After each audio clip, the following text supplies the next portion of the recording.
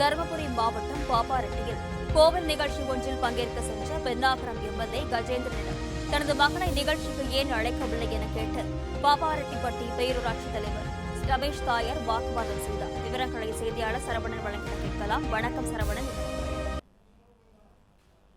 வணக்கம். அமைச்சர் ஆனந்தின் பிறந்தநாளையொட்டி தருமபுரி மாவட்டம் பாப்பாரப்பட்டி பகுதியில் உள்ள கோவிலில் சிறப்பு வழிபாடு நடைபெற்றது. இந்த நிகழ்ச்சிக்கு வழிபாட்டில் பென்னாகரம் தொகுதி எம்எல்ஏ கஜேந்திரன் கலந்து கொள்ள சென்றிருந்த நிலையில் கடந்த 20 ஆண்டுகளாக ரசிகர் மன்றம் கட்சி என உழைத்த என் மகனுக்கு இந்த நிகழ்ச்சியில் பங்கேற்க ஏன் அழைப்பு விடுக்கவில்லை என தமிழக வெற்றி கழகத்தின் பாப்பாரப்பட்டி பேரூர் செயலாளர் ரமேஷ் என்பவரின் தாயார் எம்எல்ஏவிடம் வாக்குவாதத்தில் ஈடுபட்டார். உங்கள் ஆதரவு நிர்வாகிகளை மட்டும் அழைத்து நிகழ்ச்சி நடத்துவது சரியா என கேள்வி எழுப்பினார். ரமேஷின் தாயார் கேள்விகளுக்கு பதிலளிக்க முடியாமல் எம்எல்ஏ அங்கிருந்து புறப்பட்டு சென்றார்.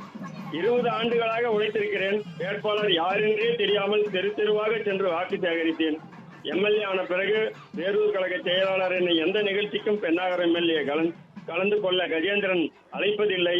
தேர்தல் சமயத்தில் கட்சியின் இணைந்த எம்எல்ஏ கஜேந்திரன் ரசிகர் மன்றம் முதல் இருப்பவர்களை மதிப்பதில்லை என புகார் வைத்துள்ளனர்.